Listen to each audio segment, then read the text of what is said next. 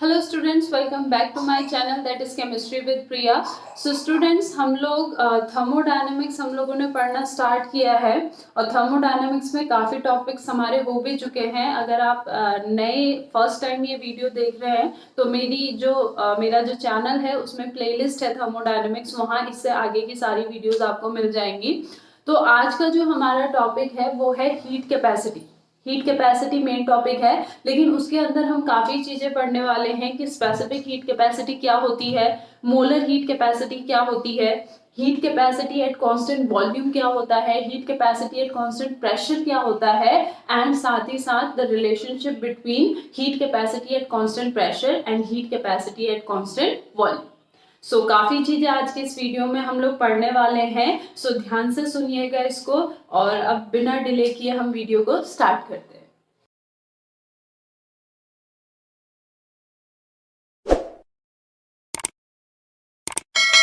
Okay, first हमें ये जानना जरूरी है कि जो हीट कैपेसिटी है एक्चुअल में what is a heat capacity. Heat capacity actually में है क्या? ठीक है, मान लो हमारे पास एक सिस्टम है बेटा, उस सिस्टम का टेम्परेचर 10 डिग्री सेल्सियस है। ठीक है, कोई भी एक सिस्टम है, उस सिस्टम का टेम्परेचर 10 डिग्री सेल्सियस है और मैंने उसका टेम्परेचर 11 डिग्री सेल्सियस करना है। ठीक है, तो 10 डिग्री सेल्सियस से 11 डिग्री सेल्सियस करने के लिए जितनी अमाउंट ऑफ हीट मैंने उस सिस्टम को देनी पड़ेगी, that amount of heat is known as heat capacity of that system. ठीक है, उस सिस्टम की हीट कैपेसिटी वो चीज कहलाएगी। So what is heat capacity? Heat capacity of a system is defined as the amount of heat required to raise the temperature of the system through 1 degree Celsius. ठीक है, system के temperature को 1 degree Celsius बढ़ाने के लिए जितनी amount of heat की requirement होगी, that amount of heat is known as heat capacity.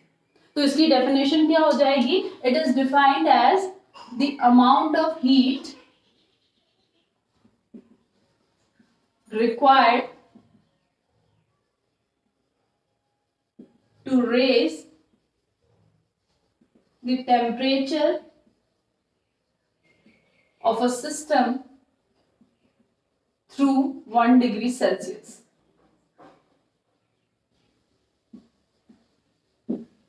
ठीक है, उसको हम क्या कह देंगे? Heat capacity. क्लियर? अब इसी में दूसरा एक और टर्म आता है, that is specific heat capacity. Second term क्या है बेटा हमारा? Specific heat capacity. अब स्पेसिफिक हीट कैपेसिटी क्या है? अभी हमने हीट कैपेसिटी में कहा कि एक आपका सिस्टम है, उस सिस्टम के टेम्परेचर को 1 डिग्री सेल्सियस बढ़ाने के लिए जो हीट रिक्वायर्ड होगी, that is heat capacity. Specific heat capacity क्या होगी? 1 ग्राम ऑफ द सब्सटेंस। हमारे पास एक सब्सटेंस है जिसकी वैल्यू कितनी है? 1 ग्राम। 1 ग्राम ऑफ सब्सटेंस की टेम्परेचर को 1 डिग्री सेल्सियस इंक्रीज करने के लिए जितनी अमाउंट ऑफ हीट की रिक्वायरमेंट होगी, that is known as specific heat. So specific heat of a substance, specific heat capacity of a substance is defined as the amount of the heat required to raise the temperature of 1 gram of the substance through 1 degree Celsius. 1 gram of the substance का temperature 1 degree Celsius बढ़ाने के लिए जितनी amount of heat की requirement होगी, that amount of heat is known as specific heat capacity of that substance. ठीक है, so इसकी डेफिनेशन क्या हो जाएगी हमारी? The amount of heat required to raise the temperature of 1 gram of the substance through 1 degree Celsius. यानी हमने क्या किया? अभी जो आपका जिस भी चीज को हम ले रहे हैं उसका मास हमने क्या कर दिया? स्पेसिफिक कर दिया कि यस वो 1 ग्राम है। ठीक है, थर्ड यहां पे आता है आपका बेटा मोलर हीट कैपेसिटी। अब मोलर हीट कैपेसिटी क्या है? मोलर हीट कैपेसिटी है हमारे पास 1 मोल ऑफ द सब्सटेंस है, हमारे पास एक सब्सटेंस है उसका कितना मोल प्रेजेंट है, 1 मोल प्रेजेंट है। उस 1 मोल ऑफ द सब्सटेंस का टेम्परेचर 1 डिग्री सेल्सियस बढ़ाने के लिए जितने अमाउंट ऑफ हीट की रिक्वायरमेंट होगी, that amount of heat is known as molar heat capacity of that substance. ठीक है, सो यहाँ पे क्या आ जाएगा, it is defined as the amount of heat required to raise the temperature of 1 mole of the substance through 1 degree Celsius। Clear, ठीक है। तो ये हमारी हो गई heat capacity, specific heat capacity and molar heat capacity की definition. अब इन तीनों को कैसे हम लोग न्यूमेरिकल में सेपरेट कर सकते हैं वो एक एग्जांपल से देखते हैं। उस एग्जांपल से आपको इन तीनों की डेफिनेशन और ज्यादा क्लेरिफाई हो जाएगी। ठीक है, let us take one example बेटा। एक एग्जांपल हम यहाँ पे लेते हैं। मान लो हमारे पास क्या है, 3 ग्राम ऑफ कार्बन। ठीक है, मान लो हमारे पास क्या है, आपका 3 ग्राम ऑफ कार्बन है और इसका टेम्परेचर हम क्या कर रहे हैं, 97 डिग्री सेल्सियस से 100 डिग्री सेल्सियस करना चाह रहे हैं। ठीक है, 97 डिग्री इसका है, हम क्या करना चाह रहे हैं, 100 डिग्री सेल्सियस करना चाह रहे हैं। और उसके लिए मैं जितनी हीट इसको दे रही हूँ, जितनी भी हीट इसको दे रही हूँ वो कितना है मेरा, 5.4 जूल। यानी मैंने 5.4 जूल क्या देनी पड़ रही है, कार्बन को देनी पड़ रही है, तब जाके 3 ग्राम कार्बन का जो टेम्परेचर है वो 97 डिग्री सेल्सियस से कहाँ पहुंच रहा है बेटा, 100 डिग्री सेल्सियस में पहुंच रहा है। ठीक है, अब यहाँ पे मेरे को तीनों चीजें इसकी कैलकुलेट करनी है, specific heat, molar heat and heat capacity, तीनों चीजें करनी है। तो सबसे पहले तो आ जाएगा हीट कैपेसिटी। ठीक है, अब देखो हीट कैपेसिटी क्या होती है हमारी। अगर हम जनरल फॉर्म में हीट कैपेसिटी का फॉर्मूला लिखें तो क्या है हमारा, देखो बेटा, heat capacity the amount of heat required to raise the temperature of a system through 1 degree Celsius. आपके पास एक सिस्टम है, मान लो उस सिस्टम का टेम्परेचर कितना है, T1 है। ठीक है, और उसके टेम्परेचर को आपने क्या करना है, T2 करना है। और इतना करने के लिए आप उसको क्या दे रहे हो, Q अमाउंट ऑफ हीट दे रहे हो, Q अमाउंट ऑफ हीट आप उसको दे रहे हो। तो यहाँ पे जो हीट कैपेसिटी C आएगी वो हो जाएगी Q upon T2 minus T1, या C is equal to Q upon delta T। Heat capacity is equal to क्या हो जाएगी, जो हीट हमने उसको दी है टेम्परेचर को इंक्रीज करने के लिए, डिवाइडेड बाय जितना टेम्परेचर आपका चेंज हुआ है, जितना टेम्परेचर आपका इंक्रीज हुआ है, ये करेंगे तो हमारी क्या निकल जाएगी, हीट कैपेसिटी। लेकिन यहाँ पे जो आपका हीट कैपेसिटी होती है वो टेम्परेचर के साथ काफी चेंज होती है। तो यहाँ पे जो हम टेम्परेचर का वेरिएशन लेते हैं वो बेटा बहुत ही माइन्यूट वेरिएशन लेते हैं, 1 डिग्री सेल्सियस, 2 डिग्री सेल्सियस, इस तरीके के लेते हैं। ये नहीं कि 100 डिग्री सेल्सियस चेंज हो रहा है, 1000 डिग्री सेल्सियस चेंज हो रहा है, ये चीज नहीं लेते। तो यहाँ पे जो चेंज हम लेते हैं, जो हीट कैपेसिटी हम लोग कैलकुलेट करते हैं, वो स्मॉल वेरिएशंस में कैलकुलेट करते हैं, छोटे छोटे चेंजेस में कैलकुलेट करते हैं। तो यहाँ पे हम डेल्टा की जगह पे क्या लिख देते हैं, dq बाई dt। d का मतलब क्या है, स्मॉल चेंज। ठीक है, d का मतलब यहाँ पे स्मॉल चेंज है। तो heat capacity is equal to क्या है बेटा, heat capacity is equal to है q अपॉन dt। ठीक है, अब q हमारा कितना है, q है मेरा 5.4 और t मेरा कितना है, 100 माइनस 97। पहले 97 था, अब 100 हो गया, तो कितना चेंज हुआ है, 3 डिग्री का चेंज हुआ है, तो 3। तो 3 करेंगे तो ये कितना आ जाएगा, 1.8 जूल पर डिग्री सेल्सियस। ये तो मेरी क्या आ गई, हीट कैपेसिटी। ये मेरा क्या आ गया, हीट कैपेसिटी। अब मैं क्या देखती हूँ, स्पेसिफिक हीट कैपेसिटी। अब देखो स्पेसिफिक हीट कैपेसिटी क्या है बेटा, किसी भी सब्सटेंस के 1 ग्राम के टेम्परेचर को बढ़ाने के लिए। ठीक है, लेकिन हमारे पास जो यहाँ पे कार्बन है वो कितना ग्राम है, 3 ग्राम है। तो 3 ग्राम ऑफ द सब्सटेंस के टेम्परेचर को बढ़ाने के लिए, ठीक है, कितने की रिक्वायरमेंट हो रही है, 1.8 जूल पर डिग्री सेल्सियस की रिक्वायरमेंट हो रही है। इतने की हो रही है ना। 3 ग्राम कार्बन के टेम्परेचर को बढ़ाने के लिए हमें 1.8 जूल पर डिग्री सेल्सियस की रिक्वायरमेंट है। ठीक है, सो 1 ग्राम को बढ़ाने के लिए कितने की रिक्वायरमेंट होगी? 1.8 डिवाइडेड बाय 3, तो ये आ जाएगा 0.6 जूल पर डिग्री सेल्सियस। तो हीट कैपेसिटी तो कितनी आई मेरी? 1.8 जूल पर डिग्री सेल्सियस, लेकिन स्पेसिफिक हीट क्या आ गई मेरी? 0.6 जूल पर डिग्री सेल्सियस, क्योंकि ये जो हीट कैपेसिटी थी ये 3 ग्राम कार्बन के लिए थी, लेकिन स्पेसिफिक हीट कैपेसिटी क्या होती है? 1 ग्राम के लिए। तो 3 ग्राम के लिए इतनी है, तो 1 ग्राम के लिए क्या हो जाएगी? डिवाइडेड बाय 3, ये आ जाएगी। इतना क्लियर हुआ? ठीक है, नाउ नेक्स्ट हम क्या करेंगे किसकी? Molar heat capacity.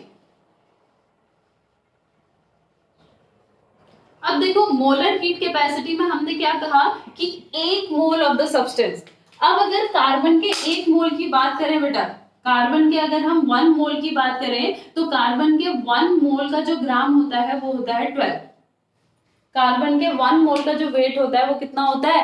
12 ग्राम। ठीक है, यानी बेसिकली मैंने क्या फाइंड आउट करना है कि 12 ग्राम ऑफ कार्बन है तो उसके टेम्परेचर को इंक्रीज करने के लिए हमें कितनी ज्यादा हीट कैपेसिटी की रिक्वायरमेंट होगी, कितने हीट की रिक्वायरमेंट होगी, ये हमने फाइंड आउट करना है। ठीक है, सो यहाँ पे हमें पता है कि 3 ग्राम के लिए कितने की रिक्वायरमेंट है? 1.8 जूल पर डिग्री सेल्सियस की रिक्वायरमेंट है। ठीक है, और यहाँ पे अगर हम बात करें किसकी? 12 ग्राम की, तो 12 ग्राम के लिए कितने की रिक्वायरमेंट होगी? 12 ग्राम के लिए रिक्वायरमेंट हो जाएगी 1.8 इंटू 12 डिवाइडेड बाय। ठीक है, आप इसको सॉल्व करोगे तो ये कितना आ जाएगा? 3 4 12 4 8 32, तो ये आ जाएगा 7.2 जूल पर डिग्री सेल्सियस। एक तो ये मेथड है इसका निकालने का। दूसरा मेथड हमने निकाल दिया था कि 1 ग्राम के लिए कितने की रिक्वायरमेंट है? 0.6 की, तो 12 ग्राम के लिए कितने की रिक्वायरमेंट हो जाएगी? 0.6 इंटू 12, यानी कि 7.2 ग्राम, सॉरी 7.2 जूल पर डिग्री सेल्सियस। तो हीट कैपेसिटी आई 1.8, स्पेसिफिक हीट कैपेसिटी आई 0.6 और मोलर हीट कैपेसिटी कितनी आ गई हमारी? 7.2। तो ये इन तीनों में क्या है? हमारा बेसिक डिफरेंस है। क्लियर बेटा? इतना क्लियर हुआ? ठीक है, ओके, इसको नोट डाउन कीजिए। Then we will talk about the heat capacity at constant pressure and heat capacity at constant volume. Now we'll talk about two types of heat capacity at constant volume and heat capacity at constant pressure. Constant volume पे heat capacity क्या होगी और constant pressure पे heat capacity क्या होगी? तो इनकी एक डेफिनेशन तो बहुत सिंपल है बेटा। जो आप लोगों ने हीट कैपेसिटी की डेफिनेशन लिखी है ना, सेम वही डेफिनेशन होगी, सिर्फ उसमें क्या चेंज होगा? डेफिनेशन के लास्ट में एट कांस्टेंट वॉल्यूम और डेफिनेशन के लास्ट में एट कांस्टेंट प्रेशर.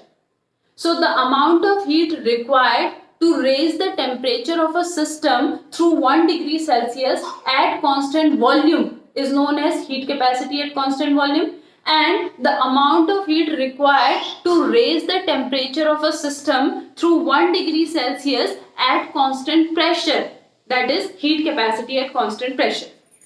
ठीक है, और heat capacity at constant volume को रिप्रेजेंट करते हैं CV से और heat capacity at constant pressure को रिप्रेजेंट करते हैं CP से। तो एक डेफिनेशन तो हमारी सिंपल है। अब जो यहाँ पे दूसरी डेफिनेशन आती है इन दोनों की, वो किसके बेसिस पे आती है? इनका जो फॉर्मूला बनता है उसके बेसिस पे आती है। अब वो फॉर्मूला हमारा कैसे बनेगा बेटा? देखो, फर्स्ट लॉ ऑफ थर्मोडायनेमिक्स पढ़ा, उसका स्टेटमेंट भी पढ़ा। अब उससे जो हमारा फॉर्मूला बना था वो फॉर्मूला क्या था आपका? Q is equals to U plus PV, यही था, Q is equals to U plus PV। ठीक है, और यहाँ पे डेल्टा लगा था हर किसी में, delta U plus P delta V, ये लगा था ना।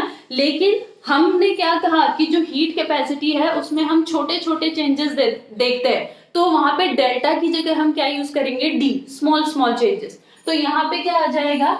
DQ is equals to DU plus PDV, ये आ जाएगा। ये हमारा क्या आ गया, स्टेटमेंट आ गया, फॉर्मूला आ गया according to first law of thermodynamics. अब अगर मैं किसकी बात करूं, एट कांस्टेंट वॉल्यूम की बात करूं, तो अगर वॉल्यूम कांस्टेंट रहेगा तो डीवी यानी चेंज इन वॉल्यूम क्या आएगा, जीरो, क्योंकि जो वॉल्यूम है वो थ्रू आउट द प्रोसेस क्या रहेगा, सेम। तो v2 माइनस वी क्या होगा, सेम होगा, तो v2 माइनस वी क्या आ जाएगा, जीरो। तो कांस्टेंट वॉल्यूम पे dv क्या आ जाएगा मेरा, जीरो। ठीक है, तो यहाँ पे dq इज इक्वल टू क्या हो जाएगा मेरा, du। dq is equal to du हो जाएगा। अब देखो जो हमारी हीट कैपेसिटी है c, वो क्या है मेरा, dq बाय dt। तो मैं dq को क्या लिख सकती हूँ, c इंटू dt। तो यहाँ पे अगर मैं dq की जगह क्या पुट करती हूँ, c इंटू dt पुट करती हूँ, तो क्या आ जाएगा, c into dt is equal to du, और c is equal to du by dt। और ये किस में हो रही है, ये हो रहा है एट कांस्टेंट वॉल्यूम, तो ये आ जाएगा v और ये c। यानी यहाँ पे क्या डेफिनेशन बनेगी, यहाँ पे डेफिनेशन बनेगी आपकी that heat capacity at constant volume is defined as the rate of change of internal energy with respect to temperature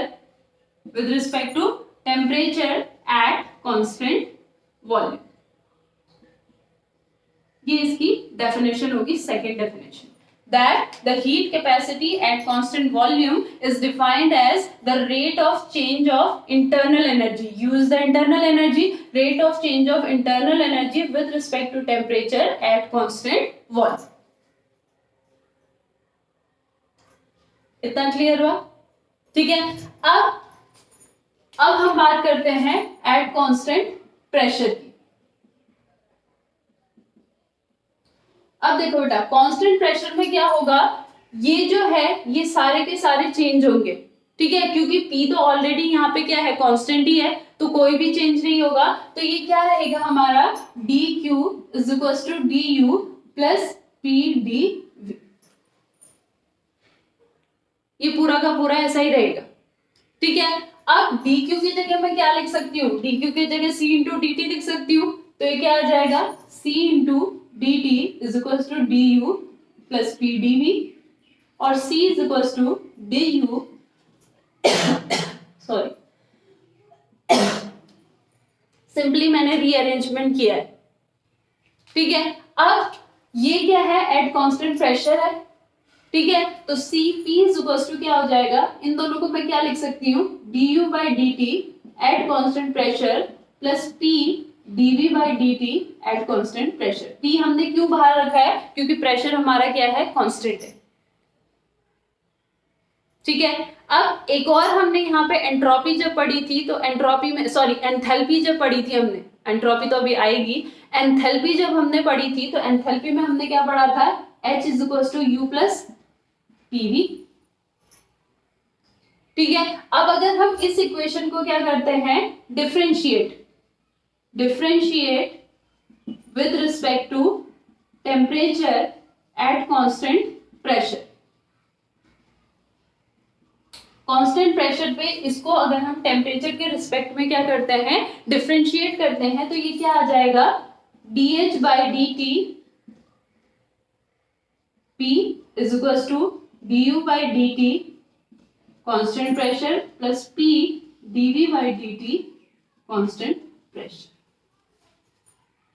ठीक है। तो अब देखो इन दोनों को अगर आप कंपेयर करते हैं तो इन दोनों में क्या हो रहा है, जो राइट हैंड साइड है वो क्या है, टर्म सेम है, तो राइट हैंड साइड अगर इक्वल है तो लेफ्ट हैंड साइड भी क्या होंगे, हमारे इक्वल होंगे, तो क्या आ जाएगा, Cp is equal to dH by dt, यानी कि heat capacity at constant pressure, heat capacity at constant pressure को कैसे डिफाइन करेंगे, heat capacity at constant pressure is defined as the rate of change of enthalpy with respect to temperature at constant pressure. तो तो ये इसकी क्या हो जाएगी, सेकेंड डेफिनेशन। ठीक है, तो Cv क्या क्या हो जाएगा, du by dt at constant v, और Cp क्या हो जाएगा, dh by dt at constant p। तो ये है हमारी heat capacity at constant volume and heat capacity at constant pressure, और ये इसकी दोनों डेफिनेशन। क्लियर बेटा, इतना क्लियर हुआ? ओके, इसको नोट डाउन कीजिए। देन हम लास्ट टॉपिक इस वीडियो का देखेंगे, that is the relationship between Cv and Cp। Okay, so relationship निकालने उससे पहले थोड़ी सी बात को समझना बहुत जरूरी है बेटा। ठीक है, देखो पहला तो है heat capacity at constant volume. मतलब देखो बेटा, मान लो आप क्या कर रहे हो, एक वाटर है, वाटर को आप क्या कर रहे हो, बॉईल कर रहे हो। ठीक है, वाटर आपने लिया है 1 लीटर और आप उसको क्या कर रहे हो, बॉईल करना स्टार्ट कर रहे हो। ठीक है, अब जब हम वाटर को बॉईल करते हैं तो जब वाटर बॉईल होता है तो क्या होता है बेटा, जो वाटर का वॉल्यूम होता है वो क्या होता है, इंक्रीज होता है ना, क्योंकि वो ऊपर की तरफ बबल्स की फॉर्म में आते हैं। ठीक है, अगर हम वाटर कंटेनर में फुल करें और वो बॉईल होने लगे तो वो क्या होता है, कंटेनर से बाहर आने लगता है ना। ठीक है, यानी कि उसका वॉल्यूम क्या होता है, इंक्रीज होता है। लेकिन हमने वॉल्यूम को क्या रखना है, कांस्टेंट रखना है। वॉल्यूम को कांस्टेंट रखना है, तो वॉल्यूम को कांस्टेंट रखने के लिए हमने क्या करना पड़ेगा, ऊपर से प्रेशर लगाना पड़ेगा, ताकि क्या हो, जो वाटर है वो बाहर ना निकले, यानी वाटर ऊपर को ना आए। ठीक है, तो वॉल्यूम पहले अगर 1 लीटर था तो लास्ट तक भी वॉल्यूम क्या रहना चाहिए, 1 लीटर ही रहना चाहिए। इसके लिए क्या होगा, हमें ऊपर से प्रेशर अप्लाई करना पड़ेगा। अब देखो, अगर वॉल्यूम कांस्टेंट है तो जितनी अमाउंट ऑफ हीट हम उस सिस्टम को दे रहे हैं, यानी जितनी अमाउंट ऑफ हीट मैं उस वाटर को दे रही हूँ, वो वाटर उसको कहाँ यूज करेगा, अपनी इंटरनल एनर्जी को बढ़ाने के लिए। क्यों, क्योंकि जो एनर्जी वो कहाँ यूज कर रहा था, अपने आप को ऊपर उठाने के लिए, वो तो हमने रोक दी, क्योंकि हम तो वॉल्यूम बढ़ने ही नहीं दे रहे हैं। वॉल्यूम बढ़ने नहीं दे रहे हैं मतलब वो ऊपर तो आ ही नहीं रहा है, तो वहां पे वो एनर्जी वो यूज करेगा ही नहीं। यानी जितनी एनर्जी मैं उस वाटर को दे रही हूँ, वो सारी की सारी एनर्जी वो वाटर कहाँ यूटिलाइज कर दे रहा है, अपनी इंटरनल एनर्जी को बढ़ाने के लिए। ठीक है, अपनी इंटरनल एनर्जी को बढ़ाने के लिए उसने यूज कर दी। ठीक है, मान लो आपका जो इंटरनल एनर्जी है, इंटरनल एनर्जी मान लो आपकी क्या है, एक्स है बढ़ने के बाद। ठीक है, जो इंटरनल एनर्जी है सिस्टम की, वो मान लो क्या है हमारी, एक्स है, एक्स जूल है। ठीक है, अब वहीं पे मैंने दूसरी बार क्या रखा, वाटर रखा, उतना ही वाटर रखा, यानी 1 लीटर वाटर रखा, लेकिन अब मैंने प्रेशर को क्या कर दिया, कांस्टेंट कर दिया। वॉल्यूम नहीं, अब मैंने प्रेशर को कांस्टेंट कर दिया, यानी ऊपर से मैंने जो प्रेशर अप्लाई किया था वो pressure through out the process क्या रहेगा, सेम रहेगा। ठीक है, तो अब पानी बॉईल होगा, जैसे जैसे पानी बॉईल होते जाएगा, जो पानी का प्रेशर है मेरे ऊपर लगे वाले प्रेशर से धीरे धीरे क्या होता जाएगा, बढ़ने लगेगा। और एक टाइम ऐसे आएगा जिस टाइम पे जो ऊपर का प्रेशर होगा उससे ज्यादा किसका प्रेशर हो जाएगा, नीचे जो वाटर बॉईल हो रहा है उसका प्रेशर हो जाएगा, और वो क्या करेगा, एक्सपैंड हो जाएगा, यानी वो ऊपर की तरफ आ जाएगा। ठीक है, यानी कि जितनी हीट मैंने उस वाटर को दी, उसमें से कुछ अमाउंट ऑफ हीट उसने कहाँ यूटिलाइज कर दी, अपने आप को एक्सपैंड करने में, जिसे हमने कहाँ पढ़ा, वर्क ऑफ एक्सपेंशन में, वर्क ऑफ एक्सपेंशन में पढ़ा था। ठीक है, यानी कि जब हमारा कांस्टेंट वॉल्यूम था तब तो क्या हुआ, जितनी मैंने हीट दी वो सारी की सारी वाटर ने कहाँ यूटिलाइज कर दी, अपनी इंटरनल एनर्जी को बढ़ाने में। ठीक है, लेकिन जब कांस्टेंट प्रेशर था तो उसमें से कुछ पार्ट उसने कहाँ वेस्ट कर दिया, अपने आप को एक्सपैंड करने में, और बची हुई एनर्जी से फिर उसने अपनी इंटरनल एनर्जी बढ़ाई। ठीक है, तो जब कांस्टेंट वॉल्यूम था उस समय इंटरनल एनर्जी कितनी हो गई, मान लो एक्स हो गई, तो कांस्टेंट प्रेशर पे मैंने इंटरनल एनर्जी एक्स बढ़ाने के लिए थोड़ी सी क्या देनी पड़ेगी, ज्यादा अमाउंट ऑफ हीट देनी पड़ेगी। क्यों, क्योंकि कुछ अमाउंट ऑफ हीट वो कहाँ वेस्ट कर चुका है, अपने आप को एक्सपैंड करने में वेस्ट कर चुका है। आ रहा है समझ में? ठीक है, जब कांस्टेंट प्रेशर होगा तो उसमें क्या होगा, कुछ अमाउंट ऑफ हीट कहाँ वेस्ट हो जाएगी, अपने आप को एक्सपैंड करने में, यानी वर्क ऑफ एक्सपेंशन में वो वेस्ट हो जाएगी। तो उतनी अमाउंट ऑफ हीट मैंने एक्स्ट्रा देनी पड़ेगी, तब जाके दोनों में इंटरनल एनर्जी क्या होगी, बराबर होगी। ठीक है, इसका मतलब जो Cp है, Cp is always greater than C। Cp हमेशा क्या होगा, Cv से ज्यादा होगा, क्योंकि Cp के केस में कुछ अमाउंट ऑफ हीट वेस्ट हो जा रहा है, तो हमें ज्यादा अमाउंट ऑफ हीट देनी पड़ती है इंटरनल एनर्जी बराबर रखने के लिए। ठीक है, तो हम यहाँ पे हमेशा क्या करेंगे, Cp माइनस Cv। ठीक है, अब Cp होता क्या है हमारा, Cp है मेरा dH by dt eight constant pressure, और Cv है मेरा du by dt eight constant pressure. तो अगर Cp माइनस Cv होगा तो ये दोनों भी माइनस होंगे, यानी कि dH upon dt minus du by dt, ये होगा। ठीक है, अब एंथैल्पी की जो रिएक्शन थी वो क्या थी, H equals to U plus PV। ठीक है, और आइडियल गैस इक्वेशन क्या है, PV equals to RT where N is equals to 1 mole. वैसे PV इज इक्वल्स टू क्या होता है, nRT होता है, लेकिन अगर N 1 मोल होगा तो इक्वेशन क्या हो जाएगी, PV इक्वल्स टू RT। तो ये यहाँ पे पुट कर सकते हैं, तो ये क्या आ जाएगा, H equals to U plus RT। अब अगर हम इस इक्वेशन को क्या करें, डिफरेंशिएट करें, differentiate this equation with respect to temperature. अगर डिफरेंशिएट करें तो क्या आ जाएगा, d by dt of H is equals to d by dt of U plus R into d by dt of T। तो d by dt of T ये क्या हो जाएगा, 1 हो जाएगा मेरा। ठीक है, तो ये क्या आ जाएगा, dH by dt is equals to du by dt plus R। ठीक है, और इसको साथ ही साथ क्या लिख सकते हैं, dH by dt minus du by dt is equals to R। एक इक्वेशन आई ये और एक इक्वेशन है ये, Cp minus Cv is equals to dH by dt minus d। अब देखो dH by dt minus d is equals to क्या हो सकता है, R। तो क्या आ जाएगा हमारा, Cp minus Cv is equals to R। So this is the relationship between Cp and Cv। ये किसके बीच में रिलेशनशिप आ गया, between Cp and Cv। Simple सी बात है, बस इसमें आपने ध्यान क्या रखना है, हमेशा Cp क्या होगा, Cv से ज्यादा होगा, क्योंकि Cp के केस में कुछ अमाउंट ऑफ हीट कहाँ यूटिलाइज हो जाएगी, वर्क ऑफ एक्सपेंशन में यूटिलाइज हो जाएगी, इसीलिए वहां पे हमें थोड़ा एक्स्ट्रा अमाउंट ऑफ हीट देनी पड़ेगी इंटरनल एनर्जी इंक्रीज करने के लिए। ठीक है, बस ये चीज अगर आपके माइंड में सेट हो गई है तो फिर ये डिराइव करना कोई डिफिकल्ट बात नहीं है बेटा। क्लियर, इतना क्लियर हुआ। ठीक है, सो आई होप ये आपको समझ में आया हो बेटा।